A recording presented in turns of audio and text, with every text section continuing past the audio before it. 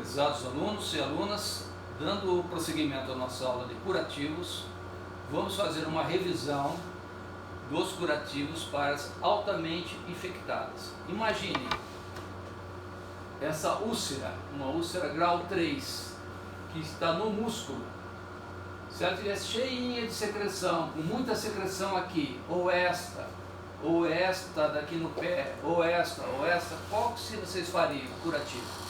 Vocês usariam o melhor. O melhor é o que? É o curativo com pressão negativa. Entretanto, se você não tivesse meios para utilizar o curativo com pressão negativa, nós utilizaríamos o curativo com carvão ativado. E nesses casos, se o paciente fosse bem pobrezinho e não tivesse condição de nada, você faria um curativo com o quê? Com açúcar. Então, relembrando, onde você vai usar o curativo com pressão negativa? Lesões com muita secreção, sendo uma úlcera grau 3, uma úlcera grau 4, que aqui atingiu somente a musculatura, aqui já atingiu o osso, uma fasciotomia descompressiva por uma picada de jararaca, um pé diabético e uma úlcera de Staphylococcus. São indicações maravilhosas para se usar. Depois que você tratou com pressão negativa, isto melhorou, tem pouca secreção,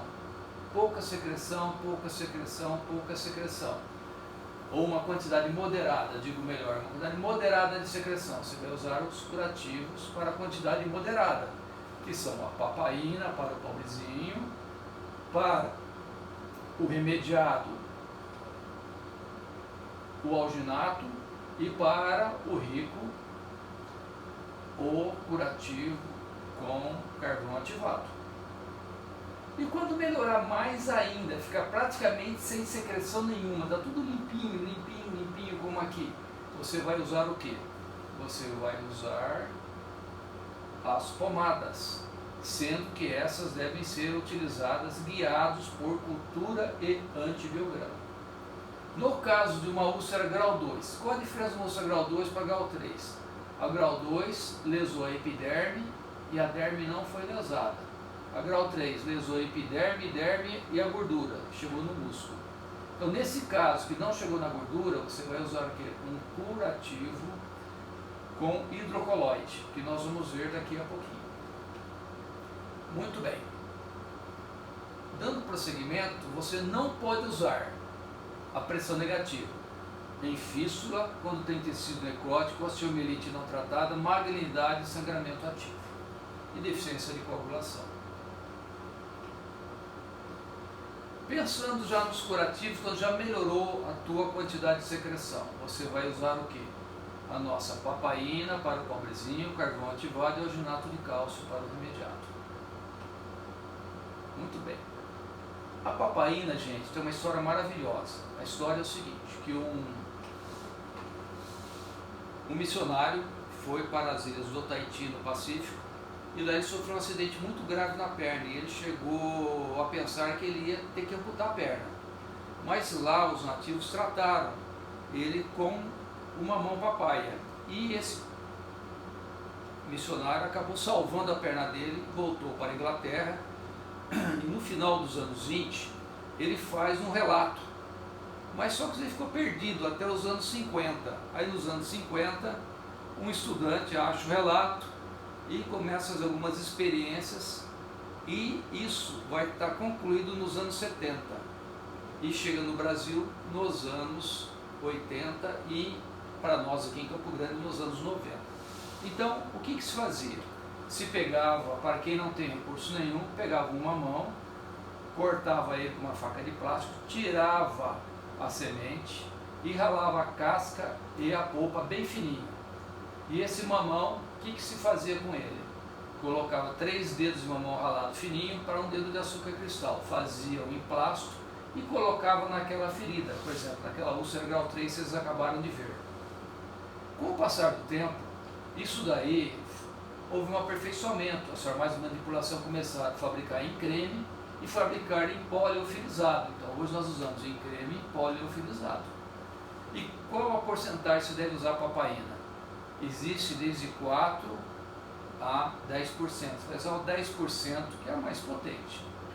Os pacientes que utilizavam o nosso velho mamão ralado com açúcar, eles referiam que parece que estava puxando a carne para fora. E nós vimos que a cicatrização era muito mais rápida, o tecido de granulação crescia muito mais, com maior velocidade do que quando usava só açúcar, e logo você conseguia curar essa ferida. Então, quais as ações? O mamão atuava como desbridante químico. O açúcar tinha sua capacidade bactericida e bacteriostática, e o açúcar promovia o alinhamento das fibras colares. Associando esses dois efeitos, nós tínhamos um quadro maravilhoso. Então, onde que nós vamos usar? Nós vamos usar onde nós precisamos desbridar e facilitar a cicatriz. Áreas que têm tecidos necróticos, certo? Que tem uma quantidade moderada de secreção. Ele é coadjuvante na antibiótico terapia sistêmica das feridas infectadas. Lembra que nós falamos que nós temos de 4 a 10%? Nós temos até de 2%. Só que de 2% ele é muito fraquinho. A gente praticamente não usa isso. Nós vamos usar de 4 a 10%. Sendo que o melhor é o quê? É o a 10%. E esse curativo, esse emplasto, é trocado de quanto? De 12 em 12 horas. Com o evoluir dos tempos, já no final dos anos 90, indo para os anos 2000, surgiu o curativo com alginato de cálcio. Esse curativo era composto por fibras de puro alginato, derivado de algas marinhas. Então, o que é o alginato, gente? O alginato é aquele pó que o dentista coloca para modelar o teu dente quando você quebra um dente, ou precisa fazer uma obturação difícil. Então ele faz o molde, e quando ele tira, ele está tão duro, tão seco, que ele quase arranca o restante dos teus dentes. Então, como é que funciona isso? O sódio presente no exudado do sangue interage com o potássio presente no curativo. A troca iônica auxilia o desbridamento autolítico, aumenta a capacidade de absorção e resulta na formação de um gel no ambiente íntimo e no ambiente úmido, que estimula a cicatrização e induz hemostasia. E com isso, vai mais rápido. Como que você vai usar? Você vai lavar, tirar todo o tecido necrótico, depois você vai modelar o interior da ferida com o seu alginato, não deixar essas fibras ultrapassar a borda da ferida e ocluir com uma cobertura, uma gaze ou um chumaço estéril. E o que ele vai fazer? Esse aqui é o nosso curativo alginato. Você vai abrir, é um pozinho que você vai colocar dentro da ferida. E ele é associado com prata, por isso tem um efeito que é antibactericida, correto? Então você vai usar nas feridas abertas, sangrantes, altamente não, exudativas, com uma infecção ou não, porque a prata vai matar a infecção. Indicações superficiais, o problema é que cada um pode. Curativo desse custa R$25. Se você fizer 2 vezes ao dia, são R$50. Vezes 30 dias, são R$1.500. Como que um paciente de uma classe média pobre vai conseguir gastar R$1.000 por mês só no curativo, onde ele ganha 2 salários mínimos para sobreviver? Então não vai ter o efeito que você queria. As periodicidade de troca é de 24 horas quando está muito infectada, feridas infectadas, ou quando sangrar muito até 2 vezes ao dia, em feridas limpas com um pouco sangramento 48 horas, e quando saturar, como eu posso trocar 2 a 3 vezes por dia. A vantagem, ele tem um poder elevado de absorção, estimula a granulação, e desvantagem que pode ficar na borda e lesar um pouquinho a pele. Os exemplos que nós temos é o Algoderm, Curasorte, Solgadem e Tegadem. Então, relembrando, o nosso curativo com alginato, feridas limpas, 24 horas, feridas com sangramento 48 horas, ou mais vezes, dependendo do seu saturar. As vantagens é o grande poder de absorção e o estímulo à granulação, que deixa ele aqui. Quando o teu curativo já está praticamente limpo, o que você vai fazer? Você vai colher uma cultura em antibiograma e vai utilizar uma pomada até não ter bactérias mais nessa ferida para você poder fazer o fechamento dela. Esses curativos, nós vamos usar a nossa velha neomicina mais bacitracina, que vem antes dos anos 80, onde ela é composta por sulfato de neomicina, que é um aminoglicosídeo, parente da gentamicina, que ataca o quê? Os gram-negativos. E a bacitracina, que ele atua contra os gram-positivos. As indicações: tratamento de infecções bacterianas causadas por micro-organismos, como piodermite, impetigo, úlceras cutâneas, tudo isso. É maravilhoso, tanto que se perpetua desde antes dos anos 80 até hoje. O que você não deve usar? Você não deve usar em bebês, e você pode usar de 2 a 5 vezes por dia, sendo realizado no máximo 10 dias. Por quê? Porque a neomicina, ela tem um efeito, como a gentamicina, ela tem um efeito ototóxico e nefrotóxico. Se passar de um mês de uso, pode agredir o seu ouvido, dando surdez, e atingir seu fígado, dando o quê? Insuficiência renal. A gentamicina é a prima irmã, só que a gentamicina você vai usar mais para bactérias negativas, certo? Vai principalmente Pseudomonas, Aerobacter, Escherichia coli e o pior de todos dele, que é a Klebsiella pneumoniae. E a Klebsiella é a nossa famosa KPT, que é um capeta, porque ela induz todas as outras bactérias a ficar resistente a tudo. Então, é um tratamento utilizado, mas sempre com cultura e antibiograma. Indicações: infecção de pele, impetigo, foliculite, ectimo, foliculose, pioderma gangrenoso, dermatite seborreica, todas essas infecções. Neste caso, nós poderíamos usar? Não, por enquanto não. Nós vamos desbridar primeiro tudo isso daqui, com o uso da papaina ou desbridamento cirúrgico, e depois colher a cultura da sensível à gentamicina. É o melhor a gentamicina? É, então vamos usar pomada de gentamicina.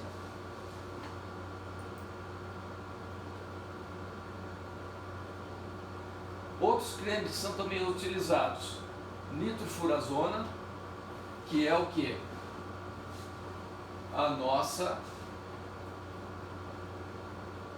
aquela pomada amarela, que dava muita infecção e se usava antes dos queimados, antes do aparecimento da sulfadesina de prata, que é o nosso famoso Furacin.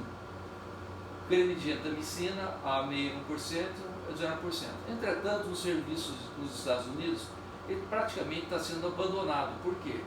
A sulfadesina de prata é muito melhor que a gentamicina, ela não é nefrotóxica, não causa ototoxicidade e pega mais bactérias. Então, a nossa preferência hoje é para a sulfadesina de prata. Na literatura, nós temos algumas revisões utilizando a gentamicina. Porém, a sulfadesina de prata, ela veio a partir dos anos 80 e ela fixou e está até hoje. Hoje, estamos usando a sulfadesina de prata a 1%, encontrada em todos os postos de saúde, e estamos usando ela associada ao cérebro. Com a mecanização, o íon prata causa a precipitação das proteínas e age diretamente na membrana citoplasmática da célula bacteriana, exercendo uma ação bactericida imediata e uma bacteriostática residual, liberando pequenas quantidades de prata iônica que acaba debelando a infecção. Quanto tempo você pode usar? Você pode usar mais de mês, se você quiser, sem problema nenhum, não vai te causar problema nenhum. Então hoje é o que mais se usa. Então ela é utilizada nas queimaduras, só não pode usar quem tem sensibilidade a sulfas. O que você faz? Você lava o paciente e coloca essa pomada em uma gaze estéril e coloca em cima para cobrir. Não precisa colocar um montão de pomada, só 5 milímetros é suficiente para que ela realize efeito. E ela pega quase tudo, ela pega, ó, bactérias gram-negativas, E. coli, Enterobacter, Klebsiella e Pseudomonas, é o que mais dá em todos os hospitais. E também o gram-positiva, Pseudo, Staphylococcus aureus e Candida albicans. Então, pega tudo, então, porque você vai usar um remédio que, se você tem uma certeza, pega tudo, você vai usar um outro que você não tem certeza. Então, hoje é extremamente usado. Periodicidade de troca, a cada 12 em 12 horas ou a cada dia. Muito bem. Essa sulfadiazina de prata, como está há muito tempo no mercado, eles já estão pensando que algumas bactérias já estão tornando resistentes. Então, estão associados ao nitrato de sério. Então, chamado de dermacério, nitrato de sério, mas sulfadiazina de prata. Só que isso daqui não encontram em farmácias populares em posto de saúde, só encontram nas farmácias normais. E o custo é bem maior, de 15 para 43. Mas se você pegar, fizer uma cultura e der só pseudomonas, o que você vai tratar? Você pode tratar com gentamicina, sulfadiazina de prata, nebacetim. E na falta de tudo isso, quando você está no meio do mato, não tem nada, você vai usar o ácido acético ou a cloroxidina. A cloroxidina é mais difícil, mas quem que não tem um vinagrinho em casa?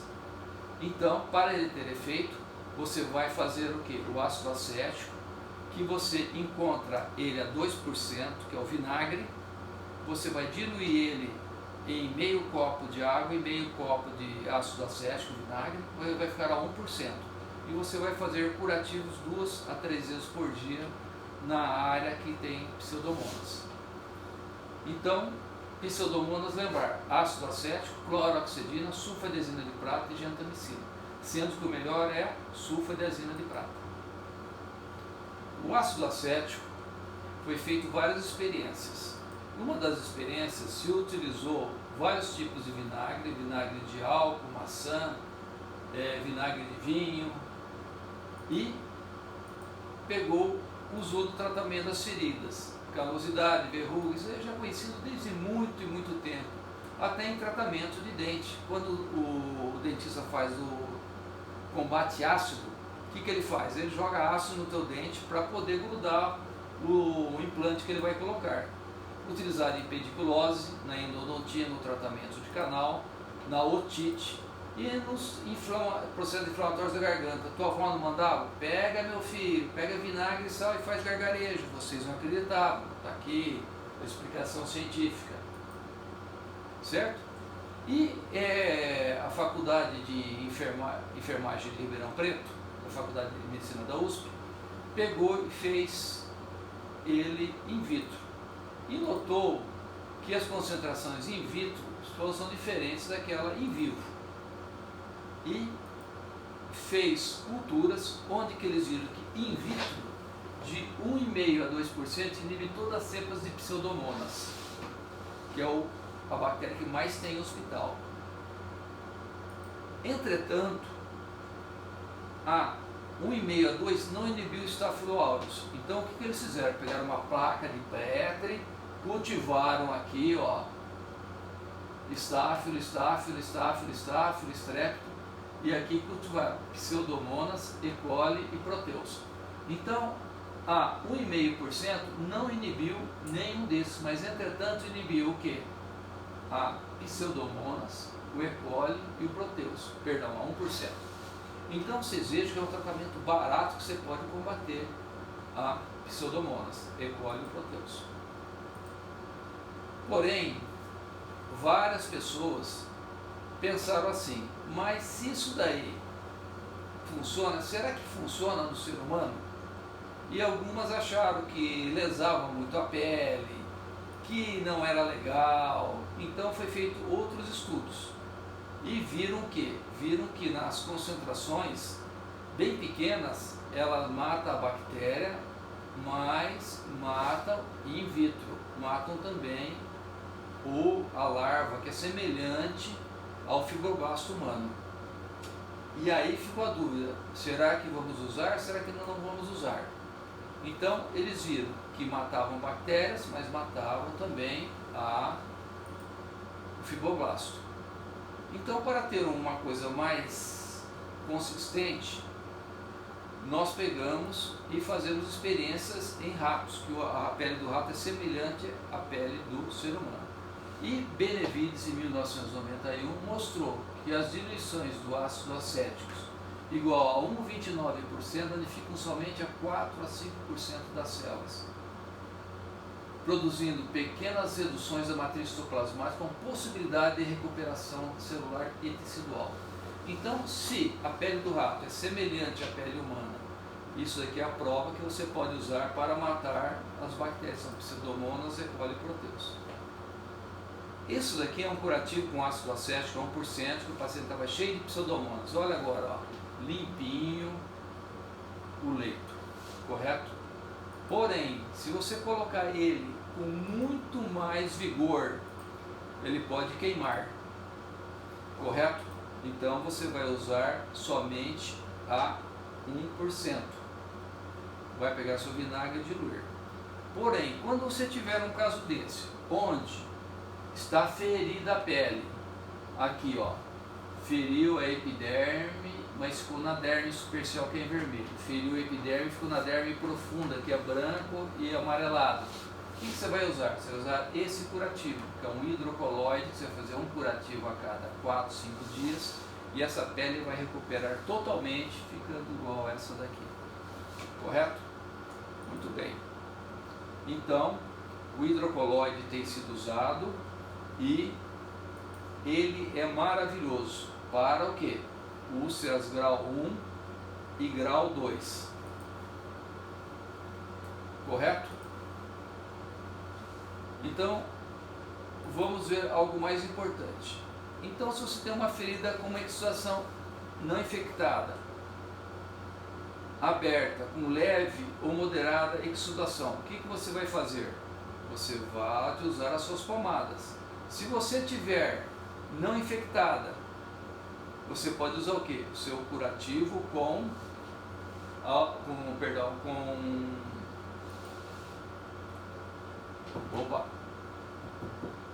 hidrocoloide. Revisando, então, úlcera grau 1 está só vermelho, você muda de posição, sara. Grau 2, atingiu a epiderme, mas a derme ainda está intacta, ó, a gordura aqui, ó, não chegou na gordura. Você vai usar o que? Curativo com hidrocoloide. Grau 3, já atingiu, foi até o músculo. O que você vai usar? Você vai usar, se tiver muito exudante, você vai usar carvão ativado, vai usar açúcar ou vai usar pressão negativa. Se tiver pouca exudação, carvão ativado, alginato ou papaína. Se não tiver nenhuma exudação, está limpinho, você vai colher uma cultura de biograma, dependendo do resultado você pode usar a pomada. E no estágio 4, a mesma coisa. O problema é que pode ter fístula, porque está no osso, pode ter fístula para vagina, reto e ânus. Não tendo essas fístulas, você pode usar qualquer um dos curativos. Sendo que o melhor sempre é a pressão negativa, que o resultado é muito mais rápido do que os outros. Então, nos curativos, para a úlcera de pressão grau 3, sem infecção e sem infecção, ou com pouca secreção, podemos usar o açúcar, papaína, creme hidratante. Deiscência de sutura, o que você tem que fazer? Colher primeiro cultura de biograma, entrar com sulfadiazina de prata, até chegar o resultado. Se o resultado vier Staphylo aureus, você vai usar uma pomada que pegue gram positivo, que vai falar lá, por exemplo, está sensível a colagenase com clorafenicol. Tá? E se vier, está sensível a gentamicina, bactéria gram negativa, você vai usar a gentamicina. Certo? Curativo com pouca ou média secreção, alginato, papaína ou açúcar. E qual o melhor curativo que você usaria aqui? Nessa úlcera enorme? O melhor curativo é a pressão negativa. Mas é muito caro, você faz pelo SUS, o sistema do SUS. Olha aqui, ó, uma sonda, uma escovinha, a espuminha dela e um plástico que chama Ioban. Coloca e põe o vácuo. Ó, isso aqui, ó, tá vendo a pressão negativa? Tá chupando tudo para dentro? Então, isso aqui vai ficar 24 horas chupando rapidamente e vai salvar. Se você não tiver esse recurso, qual outro melhor? Alginato de prata, perdão, carvão ativado.